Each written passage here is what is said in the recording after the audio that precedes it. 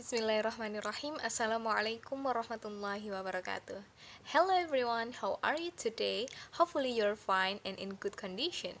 In this meeting, our group 4 with me Nilna Nabilatul Swaliha and my partner Maula Arfawi will presentation about abortion in contra view. So, stay tuned and give attention for us.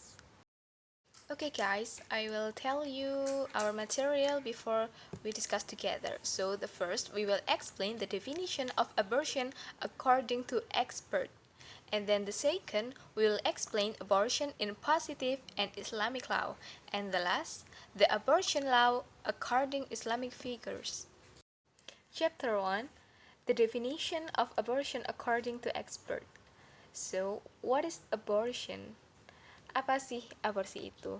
Nah, yang pertama menurut Sardikin Gina Putra dan Mariono, sebagaimana yang dikutip dalam Kutbuddin Aibak.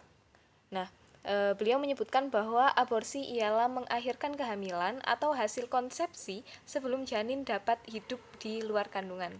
Selanjutnya yang kedua, yaitu dalam kamus Webster New Collegiate sebagaimana yang dikutip oleh Maria menyebutkan bahwa aborsi adalah keluarnya janin secara spontan atau paksa yang biasa dilakukan dalam minggu ke-12 pertama kehamilan.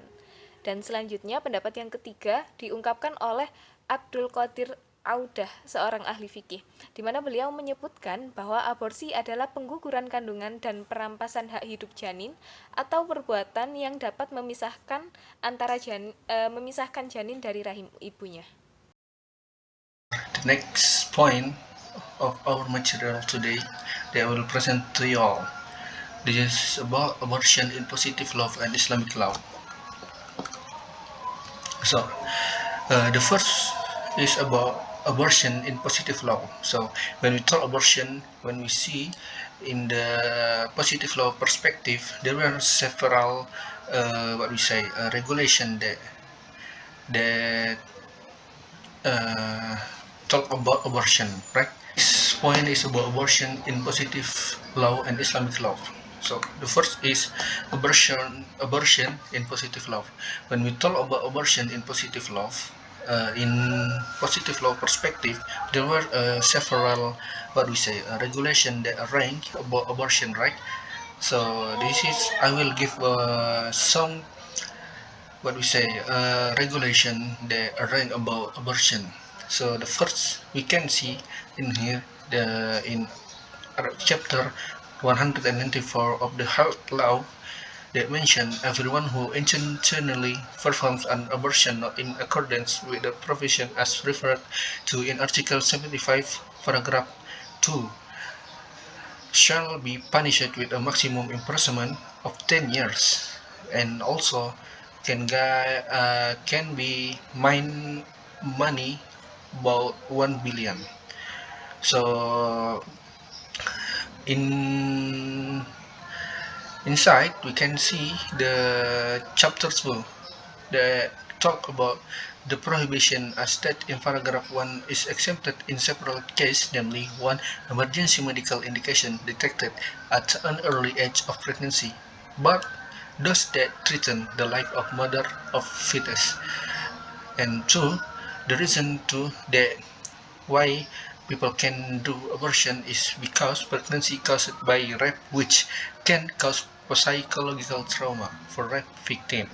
So we can see that in Article 75, which is there is paragraph 1, 2, and 3. Maybe you can see more in our paper that talk about abortion. From that, we can talk this. There is a chapter 299, 346, 347, 348, and also 349. There's all chapter range about abortion too. And the next is abortion in Islamic law. As we know, abortion also in Islam has a meaning. There is al-ijhad or ishqat al-haml. So when we talk about abortion in Islamic law perspective, we can divide into two opinion. There is the first is before the spirit is breathed into the fetus in the womb, and the other opinion is about after the spirit is breathed into the fetus in the womb.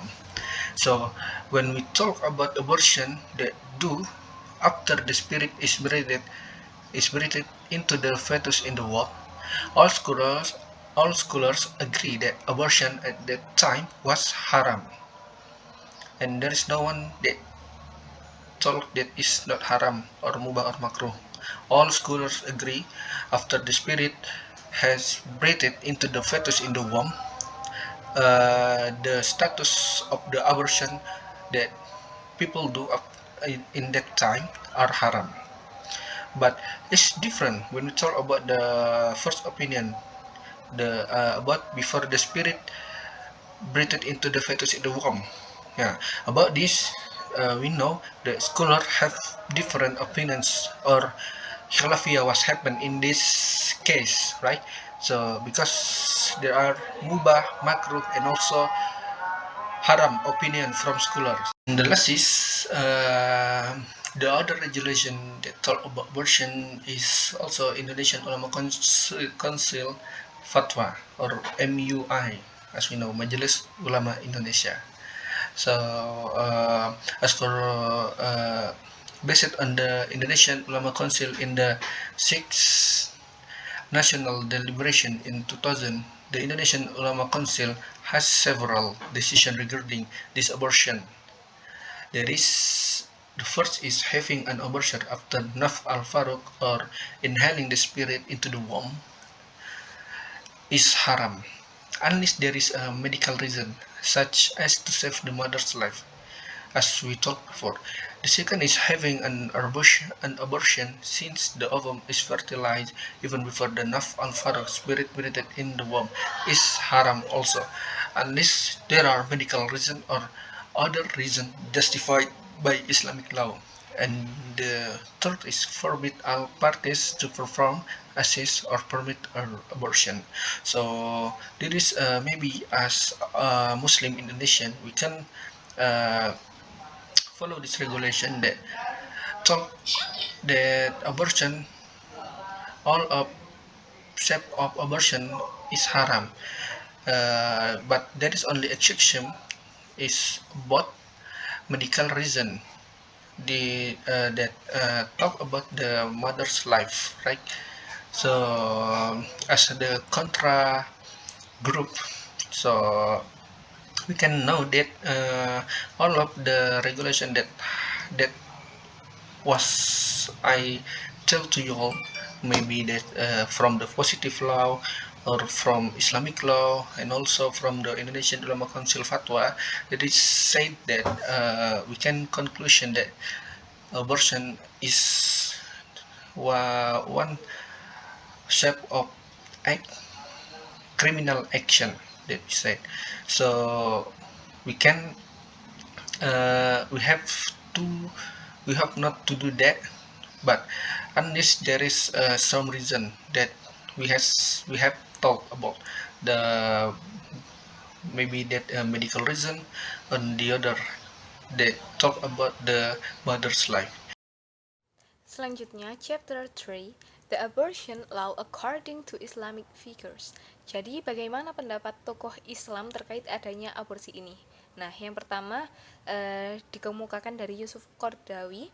Beliau mengatakan bahwa pada umumnya merujuk pada ketentuan hukum Islam di mana praktik aborsi adalah dilarang dan merupakan kejahatan terhadap makhluk hidup. Oleh karena itu, hukumannya sangat berat bagi siapa saja yang melakukannya. Selanjutnya, pendapat yang kedua dikemukakan oleh Madzhab Syafi'iyah yang melarang aborsi dengan alasan karena kehidupan sudah dimulai sejak konsepsi. Di antaranya dikemukakan oleh Al-Ghazali dalam Ihya Ulumuddin. Beliau berpendapat bahwa aborsi adalah tindakan pidana yang haram tanpa melihat apakah sudah ada ruh atau belum, karena kehidupan sudah dimulai sejak pertemuan antara air sperma dengan ovum di dalam rahim perempuan. Jika sudah ditiupkan ruh pada janin, maka hal itu merupakan tindakan pidana yang sangat keji, di mana hal itu setingkat dengan pembunuhan di bawah bayi hidup.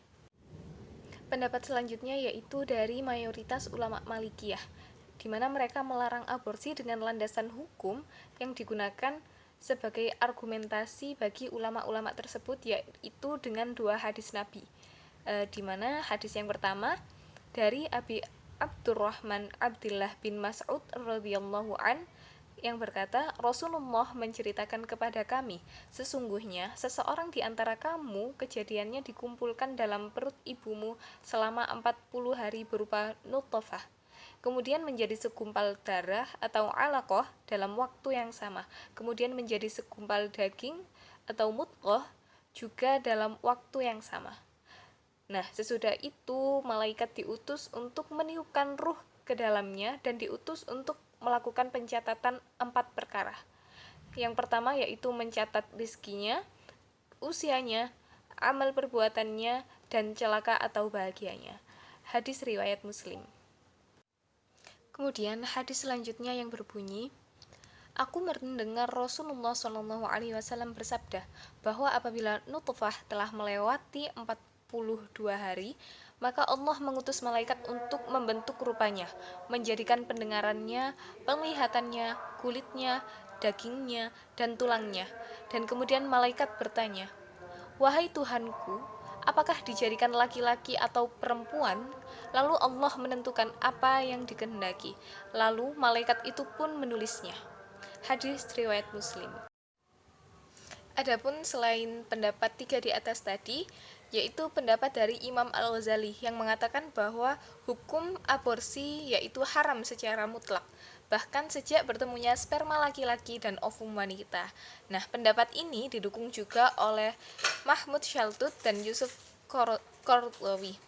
Nah, menurut pendapat Abdurrahman Al-Baghdadi sendiri, jika pengguguran itu dilakukan setelah 40 hari masa kehamilan, yaitu saat mulai terbentuknya janin, maka hukum pengguguran adalah haram. Sama halnya pengguguran janin setelah ditiupkannya ruh. Nah, dan dari adanya berbagai larangan melakukan aborsi, terdapat juga berbagai dalil yang menjadi landasan atau yang melatar belakangi adanya larangan tersebut. Yang pertama yaitu terdapat pada surat Al-Mu'minun ayat 12, 13, 14, kemudian ada surat Nuh ayat 14, dan juga terdapat dalam surat Al-Isra ayat 31.